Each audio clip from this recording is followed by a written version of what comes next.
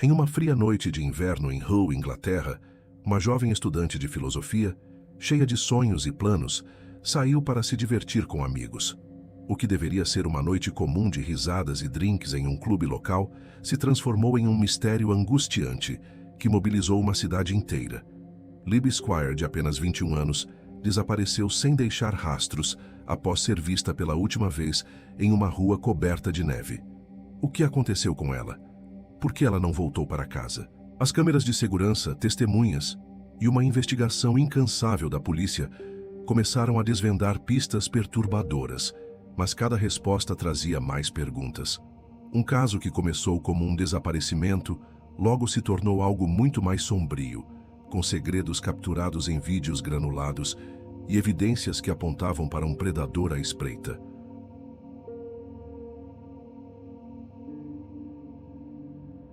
Libby Squire nasceu em High Wycombe, uma cidade de pouco mais de 120 mil habitantes no sul da Inglaterra.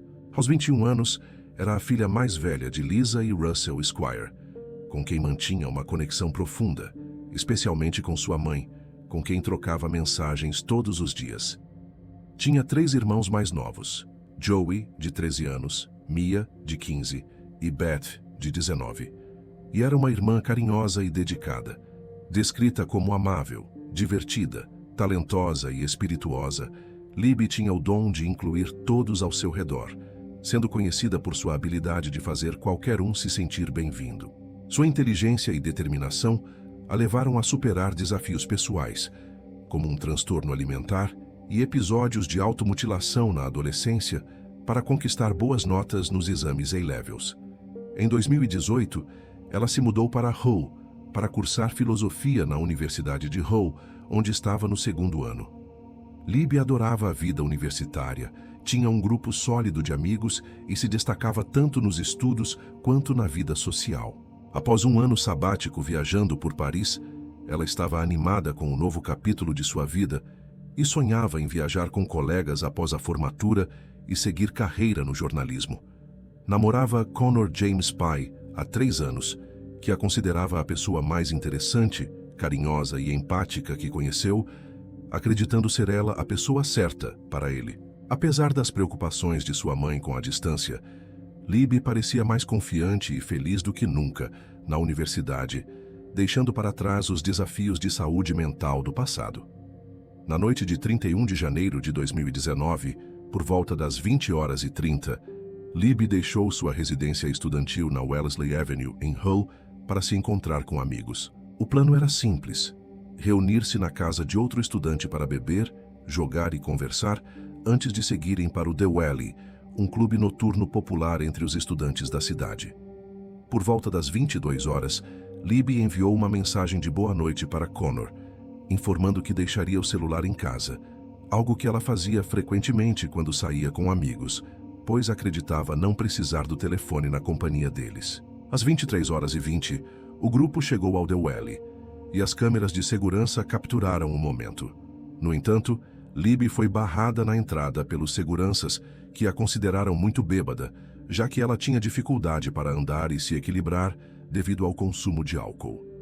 Seus amigos, sem se preocuparem muito, pois era comum que alguém voltasse mais cedo em noites assim, chamaram um táxi, pagaram a corrida e deram ao motorista o endereço de Libby, na Wellesley Avenue.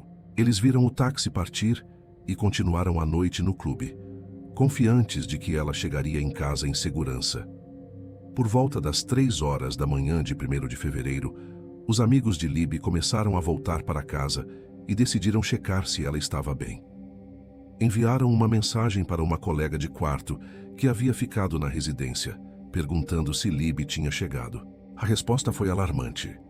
Libby não estava em casa, e suas chaves foram encontradas no jardim, sugerindo que ela nunca entrou na residência. A preocupação aumentou porque a noite estava extremamente fria, com neve cobrindo as ruas, e Libby, intoxicada, estava vulnerável ao frio intenso, com risco de hipotermia. Seus amigos sabiam que ela era responsável e sempre avisava alguém sobre seu paradeiro, mesmo quando bêbada, o que tornava sua ausência incomum e preocupante. Sem hesitar, eles ligaram para a polícia de Humberside, relatando o desaparecimento. A rápida ação dos amigos foi crucial, destacando o quanto Libby era confiável em manter contato, mesmo em noites de festa. A polícia de Humberside tratou o caso como um desaparecimento, mas logo o classificou como de alta prioridade devido às circunstâncias graves. Libby estava bêbada, sem celular, em uma noite gelada, e não apareceu para uma palestra importante às 14 horas do dia seguinte, algo completamente fora de seu caráter. Inicialmente, os investigadores consideraram várias possibilidades, incluindo um possível colapso mental, já que Libby tinha histórico de problemas de saúde mental na adolescência. No entanto, amigos e familiares descartaram essa teoria, enfatizando que ela estava em seu melhor momento, feliz com a vida universitária e orgulhosa de suas recentes boas notas nas tarefas de Natal. A polícia localizou o motorista do táxi, que confirmou ter deixado Libby na Wellesley Avenue por volta das 23h30. Ele relatou que a viu caminhando em direção à porta de casa antes de partir, mas por algum motivo, ela não entrou. Testemunhas começaram a surgir com relatos preocupantes. Às 23h37, 2 transeuntes encontraram Libby deitada na neve, chorando e agitada. Eles tentaram ajudá-la, mas ela recusou, falando de forma incoerente e sendo agressiva. Então eles a deixaram, sentindo que não podiam fazer mais. Às 23h40, um grupo de estudantes a viu na rua e a convidou para entrar em sua casa para se aquecer, mas Libby recusou e continuou andando, aparentemente sem rumo. Por fim, às 23h45, um motorista de segurança notou Libby sentada em um banco na esquina da Haworth Street. Perguntou se ela estava bem e ela respondeu que sim. Então, ele seguiu seu caminho. Esses relatos pintaram o quadro de uma jovem vulnerável, visivelmente abalada e sozinha em condições perigosas, mas sem pistas claras sobre seu destino. A notícia do desaparecimento de Libby se espalhou rapidamente, mobilizando a comunidade de Hull em uma busca incansável. Estudantes, moradores e a Universidade de Hull se uniram à polícia em esforços de busca em grande escala, com apoio da Guarda Costeira e equipes especializadas, concentrando-se em áreas próximas ao rio Hull e arredores.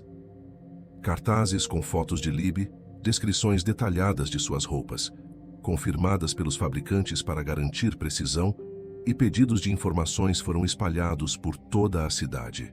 A família de Libby, devastada, fez apelos emocionados na mídia nacional, que cobriu o caso intensamente.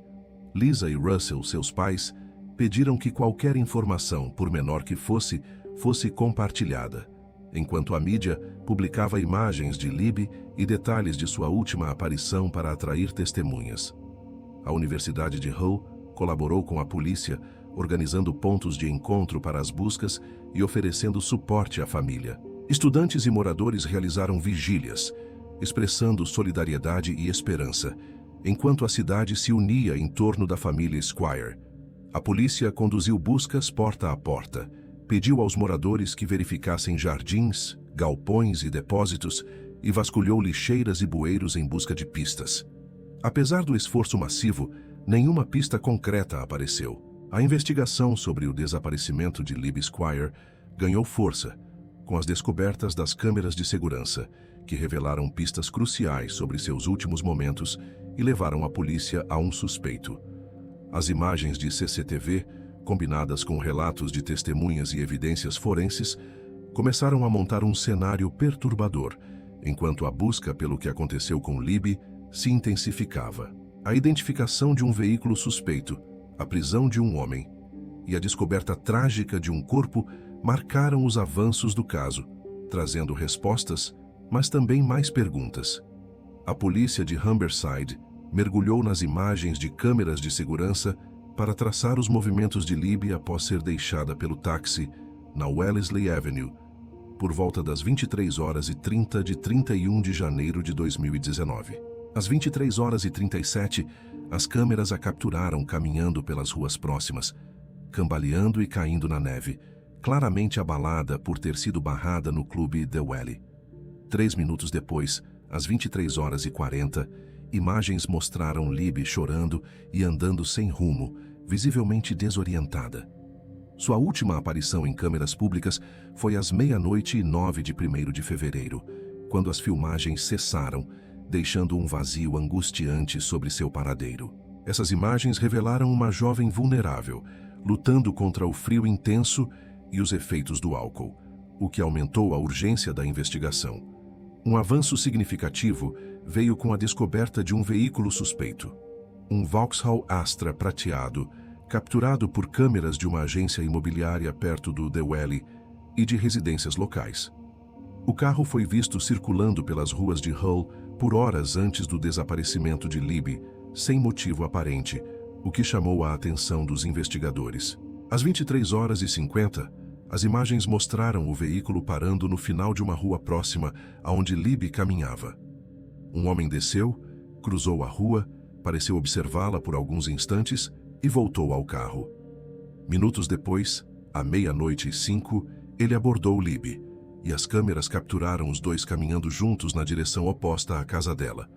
Às 00:08, Libby foi vista entrando no veículo que partiu imediatamente. Um detalhe alarmante foi encontrado no local onde ela entrou no carro. Um relógio pertencente a Libby, sugerindo uma possível luta ou coerção. 3 minutos depois, às 00:11, o Vauxhall Astra foi rastreado até os Oak Road Playing Fields, uma área isolada com campos esportivos e vegetação densa, onde permaneceu por cerca de 8 minutos. Às 00:19, o carro deixou o local. Um morador próximo relatou ter ouvido gritos femininos às 00:14, vindos de uma área arborizada perto dos campos. Ele confirmou a hora no celular e viu um homem correndo em direção a um carro, o que reforçou a suspeita de um evento violento. Mais tarde, às 02h30 da madrugada, o mesmo Vauxhall Astra foi filmado retornando aos Oak Road Playing Fields por alguns minutos antes de voltar à cidade. Às 3h da madrugada, o motorista foi visto abordando 2 mulheres na rua, praticando um ato obsceno, o que gerou uma queixa separada à polícia, ampliando o padrão de comportamento suspeito. Usando a placa do Vauxhall Astra, capturada em imagens de alta qualidade, a polícia identificou o proprietário como Paweł Helowicz, um homem de 24 anos, polonês, casado, pai de 2 filhos e açougueiro em Malton, North Yorkshire. Ele morava a apenas 1 quilômetro do último local onde Libby foi vista.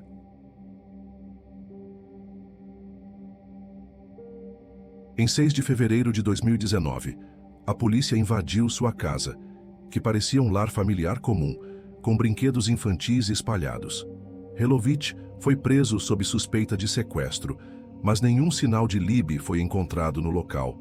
Vizinhos o descreviam como amigável, trabalhador, frequentador de academia e amante de caminhadas. Mas a polícia descobriu que ele já era suspeito de uma série de crimes não resolvidos na área, o que lançou uma nova luz sobre seu perfil. A busca na casa e no carro de Helowicz revelou evidências perturbadoras. No veículo, os investigadores encontraram uma bolsa contendo brinquedos sexuais, roupas íntimas femininas, preservativos usados, máscaras e fotos de mulheres tiradas sem consentimento, apontando para um padrão de comportamento sexual desviante. Em sua casa, a polícia descobriu um drone usado para espionar vítimas e um caderno com anotações detalhando residências estudantis, sugerindo que Helowicz planejava suas ações com cuidado. Roupas íntimas femininas escondidas em seu computador foram examinadas, mas não tinham ligação direta com Libby. Amostras de DNA coletadas de Helowicz foram comparadas ao banco de dados policial, revelando correspondências com crimes não resolvidos entre 2017 e 2019. 4 casos de voyeurismo, onde ele observava pessoas como casais em momentos íntimos, sem consentimento. 2 casos de atentado ao pudor, envolvendo exposição em público, e 3 casos de arrombamento, nos quais ele roubava roupas íntimas e deixava preservativos usados como uma espécie de cartão de visita. Um caso específico, de julho de 2017, envolveu uma mulher que o viu praticando atos obscenos fora de sua janela. Seu namorado o perseguiu, mas ele escapou. Em 20 de janeiro de 2019, ele cometeu atos obscenos na mesma rua onde Libby desapareceria dias depois. Em 26 de dezembro de 2018, Helovich seguiu uma estudante até sua casa, praticou um ato obsceno na varanda e deixou um preservativo usado na porta. Durante interrogatórios, ele admitiu ser viciado em pornografia violenta e incapaz de controlar seus impulsos. Helovich dizia sair à noite para correr, mas, na verdade, rondava ruas, espionava janelas e seguia mulheres, muitas vezes se expondo. Sua ousadia crescia porque nunca havia sido preso, já que seu DNA não estava registrado até então. Quando interrogado sobre Libby, Helovich inicialmente negou qualquer envolvimento ou conhecimento sobre ela. Ele explicou arranhões em seu rosto como resultado de brincadeiras com seu filho ou de mexer em seu carro. Confrontado com as imagens de CCTV, ele mudou sua história, alegando que encontrou Libby chorando na rua e ofereceu uma carona para ajudá-la, agindo como um bom samaritano. Segundo ele, Libby recusou informar seu endereço, e ele a deixou nos Oak Road Playing Fields, negando qualquer contato sexual. Durante os interrogatórios, Helovich se mostrava calmo e falava suavemente, mas ria de forma inadequada em momentos de tensão, o que intrigou os investigadores e sugeriu uma falta de seriedade diante da gravidade das acusações.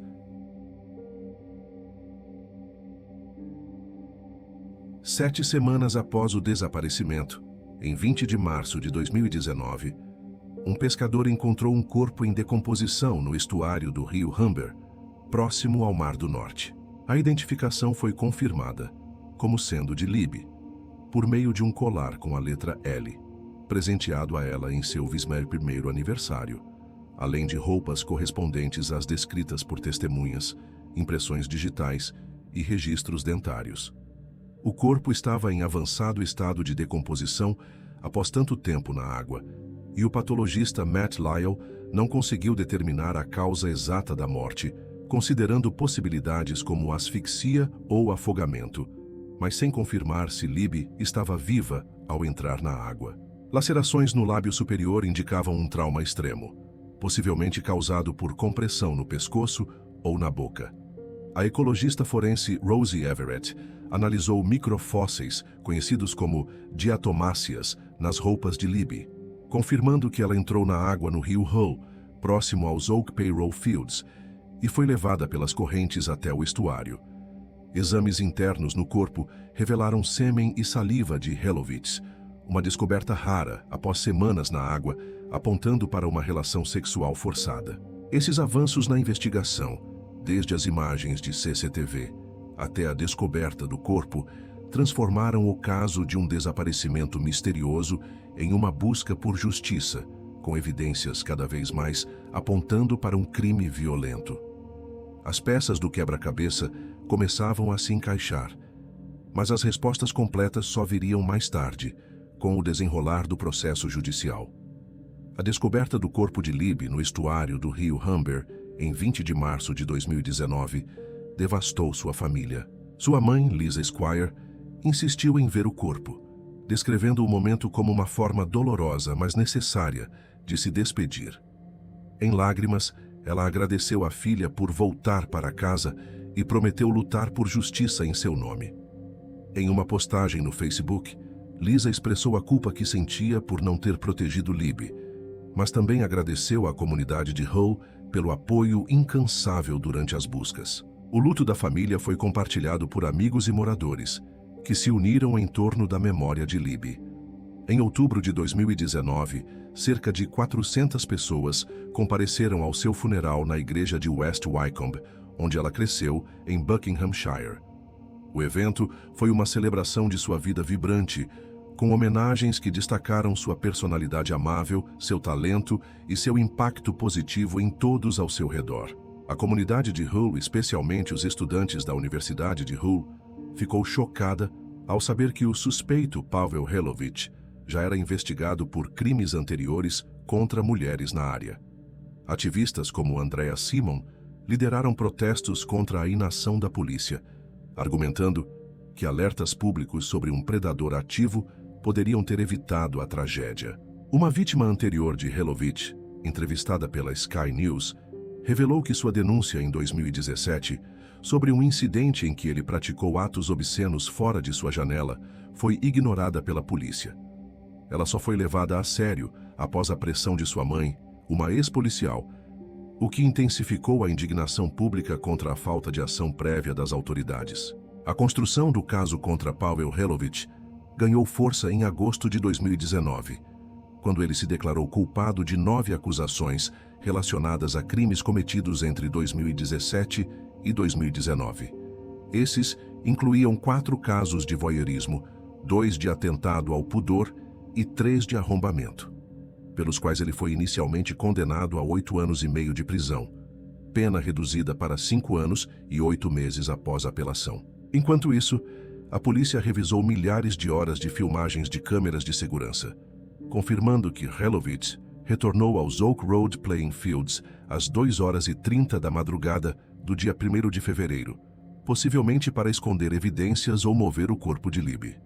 Uma descoberta crucial foi um preservativo usado e encontrado no local, contendo o DNA de Helowicz, o que reforçou sua ligação direta com a cena do crime. O criminologista David Wilson analisou o comportamento de Helowicz, descrevendo-o como um predador clássico movido por parafilia, uma compulsão por poder e prazer ao assustar suas vítimas. Ele destacou que o voyeurismo, muitas vezes visto como um crime menor, era um sinal claro de um comportamento sexual perigoso, que escalou ao longo do tempo. Com base nas evidências acumuladas, incluindo imagens de CCTV, o relógio de Libby encontrado no local onde ela entrou no carro, gritos ouvidos por um morador e o padrão de comportamento de Helowicz, a polícia consultou o Ministério Público e, em outubro de 2019, acusou-o formalmente de estupro e assassinato de Libby Squire. O julgamento de Helowicz começou em janeiro de 2021 na Crown Court de Sheffield, atrasado pela pandemia de Covid-19. Acompanhado por um tradutor, ele se declarou não culpado, insistindo que teve um encontro sexual consensual com Libby e a deixou viva nos Oak Road Playing Fields. A promotoria, no entanto, apresentou um caso sólido, argumentando que Helowicz era um predador sexual cuja escalada de crimes culminou no ataque a Libby.